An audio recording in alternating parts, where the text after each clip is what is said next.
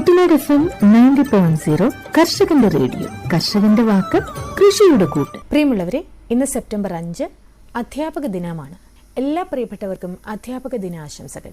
ഇന്ന് കുട്ടനാട് FM 90.0 ശ്രോതാക്കളോട് അധ്യാപക ദിനാശംസകൾ പങ്കുവയ്ക്കാൻ എത്തിയിട്ടുള്ളത് ആലപ്പുഴ സനാതന ധർമ്മ കോളേജിലെ ജന്തുശാസ്ത്ര വിഭാഗം പ്രൊഫസറും ഹെഡ് ഓഫ് ദി ഡിപ്പാർട്ട്മെന്റുമായ ഡോക്ടർ ജി നാഗേന്ദ്ര പ്രഭുവാണ്.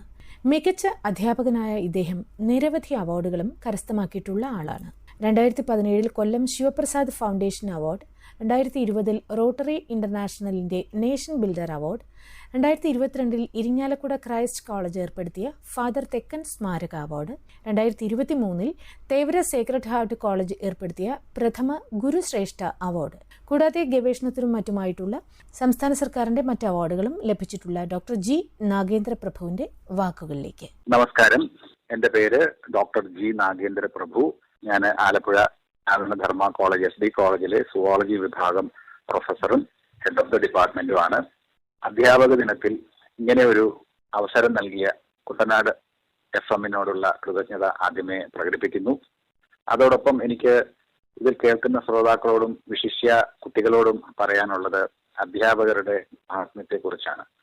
നമ്മൾ സെപ്റ്റംബർ 5 ദേശീയ അധ്യാപക ദിനമായി ആചരിക്കുമ്പോൾ പ്രസിഡന്റായ രാധാകൃഷ്ണൻ സാറിനെയും രാധാകൃഷ്ണൻ, അദ്ദേഹത്തെ നമ്മൾ ഓർക്കുന്ന ഒരു അധ്യാപകനായിട്ടാണ്.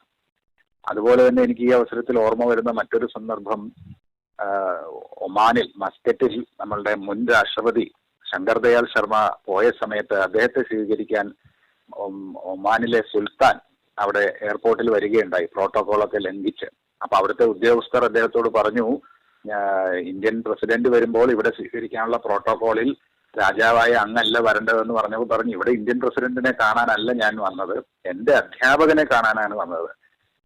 പ്രൊഫസർ ശങ്കർ ദയാൽ ശർമ്മ ഒരു അധ്യാപകനായിരുന്നു, യൂണിവേഴ്സിറ്റി പ്രൊഫസറായിരുന്നു. പിന്നീടാണ് അദ്ദേഹം നമ്മുടെ രാഷ്ട്രപതി ആയത്.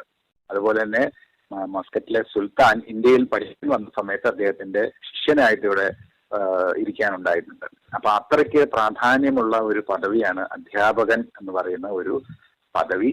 അതൊരു തൊഴിൽ മാത്രമായിട്ട് ഇപ്പോൾ ചുരുങ്ങിയിട്ടുണ്ടെങ്കിൽ പോലും അങ്ങനെയല്ല എന്നും നമ്മളെയൊക്കെ നമ്മളാക്കുന്നത് നമ്മളെ അറിവ് പകർന്നു നൽകിയ അധ്യാപകരാണ്, ഗുരുവാണ് എന്ന് നമ്മൾ മനസ്സിലാക്കണം. അവർക്ക് വേണ്ട ബഹുമാനവും ആദരവും ഒക്കെ നമ്മൾ കൊടുക്കണം. ഗുരുത്വം എന്ന് പറയുന്ന ഒരു വാക്ക് തന്നെ ഉണ്ടായത് എങ്ങനെയാണെന്ന് അറിയാമല്ലോ. ഭാരമുള്ളത്, നമ്മളെ ഭൂമിയിൽ ഉറപ്പിച്ചു നിർത്തുന്നത്, അത് നൽകുന്ന ആളാണ് ഗുരു എന്ന് പറയുന്നത്. അല്ലെങ്കിൽ നമ്മൾ ഏതെങ്കിലും ഒരു സന്നിഗ്ധ ഘട്ടത്തിൽ നമുക്ക് ബലമായിട്ട് പിടിച്ചു നിൽക്കാൻ പറ്റാത്ത അവസ്ഥ വരും. അപ്പൊ അതുകൊണ്ട് തന്നെ അധ്യാപകരെ നല്ല രീതിയിൽ കുട്ടികൾ ബഹുമാനിക്കുക. അവർ പകർന്നു നൽകുന്ന അറിവുകൾ, ഇന്നത്തെ ഇന്റർനെറ്റിന്റെ യുഗത്തിൽ അറിവ് പകർന്നു നൽകേണ്ട അധ്യാപകർ മാത്രമാണോ എന്ന് വേണമെങ്കിൽ ഇന്നത്തെ തലമുറ ചോദിക്കാം. എല്ലാം ഗൂഗിളിൽ നമുക്ക് കിട്ടുമല്ലോ. പക്ഷെ അതിലുള്ളത് ഇൻഫർമേഷൻ മാത്രമാണ്. ആ ഇൻഫർമേഷനെ ആവശ്യമുള്ളതും അനാവശ്യമായിട്ടുള്ളതുമായിട്ട് വേർതിരിച്ച് നിങ്ങൾക്ക് കൃത്യമായ മാർഗനിർദ്ദേശങ്ങൾ നൽകണമെങ്കിൽ ഒരു എക്സ്പീരിയൻസ് ആയിട്ടുള്ള, വളരെ പരിണിതപ്രജ്ഞരായിട്ടുള്ള അധ്യാപകർ തന്നെ വേണം. അതുകൊണ്ട് ഒരിക്കലും അധ്യാപകൻ അല്ലെങ്കിൽ അധ്യാപിക എന്നുള്ളവർക്ക് വളരെയധികം പ്രാധാന്യം നമ്മുടെ സമൂഹം നൽകി വന്നിട്ടുണ്ട്. ആ രീതിയിൽ തന്നെ നല്ല രീതിയിലുള്ള ഒരു പ്രവർത്തനമാണ് അധ്യാപകരും കാഴ്ചവെക്കുന്നത് എന്ന് ഈ ദിനത്തിൽ നമ്മൾ ഓർക്കാം.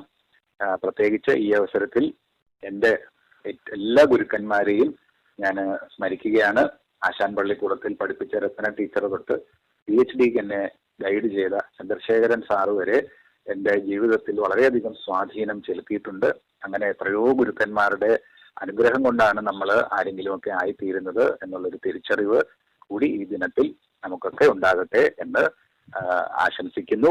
നിങ്ങൾക്ക് എല്ലാവിധ ഭാവങ്ങളും നേരുന്നു.